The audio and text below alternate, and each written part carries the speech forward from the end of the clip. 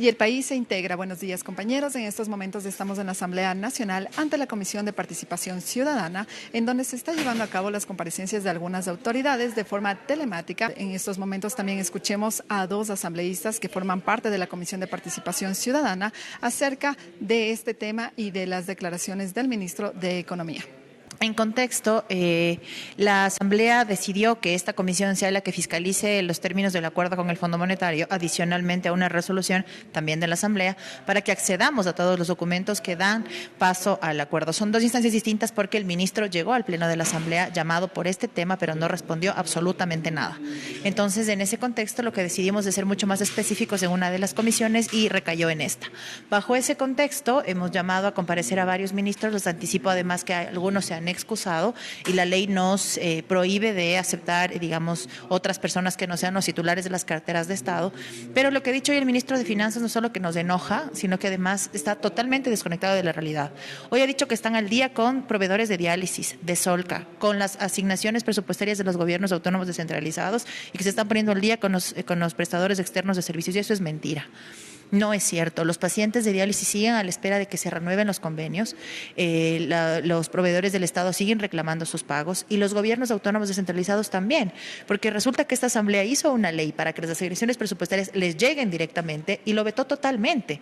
Entonces, no solo que no es cierto lo que está diciendo el ministro, sino que además cantones muy cercanos, Rumiñahui, yo estuve en Rumiñahui hace unos días, el alcalde me dijo que en efecto hasta mayo de este año estaban las asignaciones, pero del anterior año les debían octubre, noviembre y diciembre, y eso en un cantón como Rumiñahui, con una población muy amplia, la más grande después de Quito, significa cerca de 4 millones de dólares. Y es al mismo tiempo el municipio que tiene que invertir en temas de seguridad, que tiene que dotar de movilidad a la policía porque el gobierno no les da, que ha invertido en motos, en camionetas para que tengan los policías cómo trasladarse. Y sin embargo nos vienen a decir acá que están al día. No es cierto, que hay un compromiso de pago, sí, pero de aquí a que se cumpla, cuando lo que nos dice el Fondo Monetario es totalmente distinto a lo que nos dice el ministro, entonces al menos nos hace dudar. ¿Por qué nos hace dudar además? Porque entre las condiciones de esta carta de intención se establece, por ejemplo, decisiones de índole social. Sin embargo, la Carta Constitutiva del Fondo Monetario no lo permite así. Los únicos o la única instancia, sí, parte del Fondo Monetario o cercana al Fondo Monetario, pero que puede invertir en lo social es el Banco Mundial. Y el Banco Mundial no está desembolsando los recursos que en teoría irían a lo social. Y entonces estos desembolsos de los que habla el ministro no es cierto que van a ir a atender los problemas sociales o brechas de desigualdad. Y lo que más me preocupa es que uno de los acápites de la Carta de Intención es que establece que en efecto se van a ampliar los programas de protección social y que son alrededor de 50,000 personas más por año. Si vamos de aquí al 2028, estamos hablando de cerca de 200,000 personas que van a estar, comillas, protegidas bajo la seguridad de los bonos de desarrollo y demás. Es decir, vamos a ampliar la pobreza, porque los bonos de desigualdad, que son $100, vamos a tener muchas más personas en condición de pobreza tratando de sobrevivir con $100 al mes. De eso se trata el acuerdo con el fondo. Esas son las cosas que no nos están diciendo y que superan por mucho aquellos detalles medianamente técnicos y que, entre otras cosas, establecen condiciones que sin necesidad de un acuerdo con el fondo solo se pueden hacer con voluntad política. ¿Y cómo ven también ustedes la falta tal vez de información por parte del ministro? Porque en estos momentos incluso el presidente de la comisión le estaba exigiendo que dé a detalle pues en qué se ha ocupado este primer monto que se ha desembolsado. El primer desembolso, de acuerdo a la propia explicación del ministro, es de 1.500 millones, de acuerdo a las láminas que expuso. Él ha dicho que son 1.800. Lo cierto es que en efecto el Estado accedió a un crédito puente, un préstamo puente de la CAF, significaba que apenas recibe el primer desembolso tenía que devolverlo. Por lo tanto, de esos 1.000 y pico, no quiero decir si eran 1.800 o 1.500 porque ni el mismo ministro ha dado la cifra exacta, pero supongamos que eran 1.000, de esos 1.800 tuvieron que volver a la CAF y esos 200 en teoría fueron para sostenimiento de los servicios públicos y temas muy elementales para el funcionamiento del Estado. La pregunta aquí es ¿por qué le dicen al país que aumentan el IVA para atender la seguridad, pero en realidad nos acaba de decir el ministro que no, que era un condicionamiento del fondo? Luego la consulta popular que incluía temas de educación, de estabilidad laboral, de contratos por horas y demás, nos dicen que no, que era para mejorar el empleo, pierde la pregunta, entonces incumplió con el fondo. La Asamblea no le va a permitir ese tipo de cosas. ¿Qué va a hacer? ¿Vía decreto? ¿Afectar la estabilidad laboral? ¿Vía resoluciones? ¿Vía qué? ¿Bajo qué pretexto? Y adicionalmente nos dicen que hay que agradecerle al fondo porque en el siguiente desembolso se va a cubrir la seguridad social y atender la brecha de la deuda de la seguridad social. Y en efecto eso tiene un criterio muy neoliberal, por cierto, pero fundamentado en el Fondo Monetario.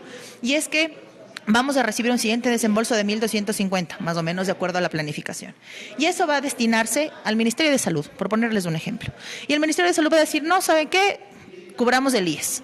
Y entonces hacen pasar el pago de la supuesta deuda con el IES con recursos que son de las propias arcas fiscales. Paso el dinero de un bolsillo al otro, no cubro absolutamente nada y sigo afectando a la red pública de salud. Hoy acaba de reconocer el ministro que aún no hay la dotación completa de medicamentos. Entonces, estos dineros que llegan del Fondo Monetario se destinan para seguir pagando deuda. No salen de las arcas fiscales, no se traducen en obra pública, no se traducen en mejores servicios públicos y la realidad del país sigue siendo muy grave. ¿Y cómo probablemente de aquí a futuro, cómo se podría pues analizar o reflejar que realmente pues el gobierno está realizando todas estas, digamos, destinando este dinero pues a los sectores que se supone que deberían estar pues con estos montos? ¿Cómo se podría reflejar, cómo se podría pues dar cuenta de esto? Justamente por eso es que estamos fiscalizando como lo estamos haciendo, porque estos recursos no solo que tienen que destinarse adecuadamente, sino que además estamos obligados por la Constitución a dar seguimiento a cualquier firma de tratado o acuerdo, como se llame. Varios especialistas de la mesa nos han explicado que hay un par de términos que hacen que no sea tratado, sino que sea acuerdo. Y hay otros que incluso nos llegaron a decir que es inconstitucional firmar un documento que no esté en la lengua natal del Ecuador, en la lengua nativa del Ecuador. Porque, en efecto, la carta de intención está en inglés y hay una traducción al español, pero originalmente está en inglés. Lo cierto es que la Asamblea tiene facultades legales y debía haber revisado en primera instancia las condiciones del acuerdo antes de que se apruebe. Eso dice la Constitución. Y entonces, como ese paso se lo saltaron, porque para inventarse las jugarretas son bastante buenos, entonces estamos estableciendo estos mecanismos de fiscalización. Esta comisión tiene que sacar un informe en 30 días para poner en conocimiento del Pleno, eso dice la resolución, pero eso no exime de algún otro proceso de fiscalización que tendremos que llevar adelante. Asambleísta, usted ha hecho una observación acá en su intervención y es que en el tema de los subsidios en los combustibles, ¿cuál es su postura y cuál es la postura de la bancada? Ayer emitieron un comunicado. Estamos, por supuesto, que en contra de la eliminación del subsidio, no solo en unas condiciones económicas como las actuales, sino más aún cuando esa afectación sí golpea los bolsillos de quienes están sobreviviendo al día.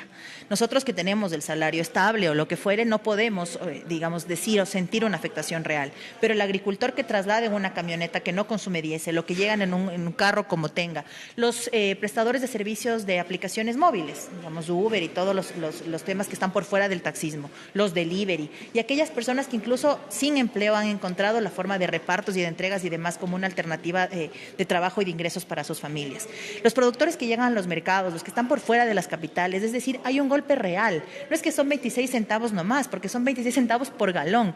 Y en una economía que no crece, con un empleo que aumenta y por lo tanto la informalidad también, no podemos estar nunca de acuerdo en la eliminación de un subsidio porque no es un gasto, es la posibilidad de ayudarle a la gente que no tiene estabilidad hasta que en algún momento lo tenga y en efecto se pueda pensar en un enfoque o en una reestructuración.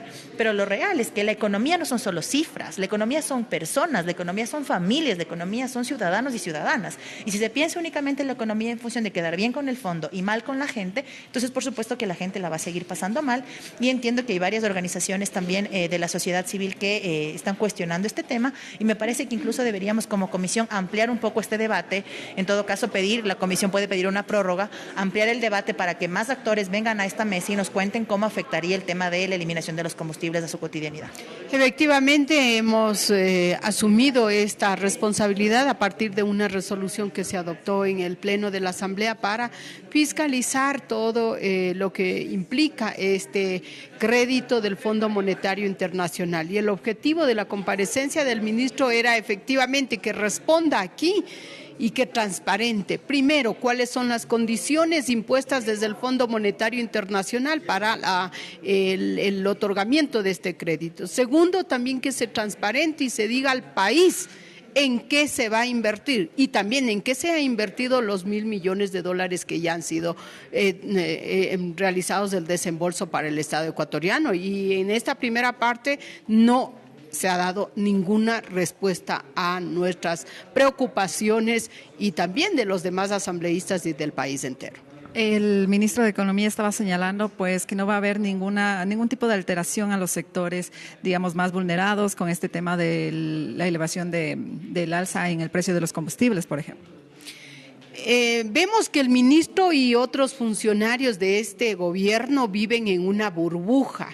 Claro, ellos vienen y representan al sector empresarial, pero no están viviendo o conociendo la realidad de la mayoría del pueblo ecuatoriano de a pie, de la clase media para abajo. Va a ser totalmente golpeada con este retiro de los subsidios y las otras políticas totalmente neoliberales que se están adoptando. Mire, parece que no llega a los hospitales, parece que no llega a los centros educativos, porque esos espacios son precisamente los mayores abandonados y que no hay ni siquiera una atención, no hay recursos económicos. El día de ayer, por ejemplo, en mi provincia, en el cantón San Miguel y Chimbo, acaba de fallecer un joven porque no había una ambulancia que pueda llegar a llevarle a un centro de salud. ¿Por qué? Porque no hay ambulancias. Esa es la realidad que estamos viviendo y por eso hemos llamado acá, para que responda y nos diga qué se va a hacer con esos recursos económicos, pero resulta que no, hasta el momento no hemos recibido la respuesta. Eso es algo que también asevera o asegura el presidente de la comisión, que todo esta deuda que se tiene con el Fondo Monetario Internacional pues está destinada a pagar la misma deuda, más no a la inversión social. Efectivamente, es lo que hemos afirmado desde el primer instante y hoy, escuchándole, no hemos recibido respuestas. Para lo único que se ha obtenido este crédito es obviamente para pagar a las mismas multilaterales. Entonces, se está contrariando a lo que dispone la Constitución de la República del Ecuador, que claramente establece que los endeudamientos públicos tienen que ser para inversión en infraestructura. Y hasta ahora no nos ha dicho el ministro en qué se va a invertir. Así como le escuchamos, compañeros, por parte de dos de las asambleístas que conforman la Comisión de Participación Ciudadana acerca de este acuerdo que tiene el Ecuador con el Fondo Monetario Internacional y que hace unos minutos el ministro de Economía, Juan Carlos Vega, acaba de dar detalles acerca de las condiciones que tiene el FMI con el Ecuador. Tal cual como lo señalaron las asambleístas, la deuda que tiene el Ecuador y los montos que ya han sido desembolsados al país, pues no están siendo destinados a la inversión social, sino a pagar la misma deuda. Y también que esto implica algunas de las condiciones, implicaría desestabilidad laboral, entre otras preocupaciones o problemáticas. Con esta información, volvemos a estudios. Corape informa. Y el Ecuador se integra. Le agradecemos a Nicole Mendoza por ese reporte desde la Asamblea Nacional, precisamente desde la Comisión de Participación Ciudadana, donde se realiza este proceso de fiscalización del acuerdo de Ecuador con el Fondo Monetario Internacional. Estábamos escuchando la comparecencia del ministro de Economía, Juan Carlos Vega, que hablaba de cómo será este proceso para utilizar el dinero de ese acuerdo con el FMI, que ha señalado va a ser dirigido a sectores del país. Y comentarles que el Fondo Monetario Internacional en su portal web ha señalado que en este caso el programa tiene como objetivo apoyar a las políticas del país para lo que dicen estabilizar la economía, salvaguardar la dolarización y sentar las bases para un crecimiento sostenible e inclusivo.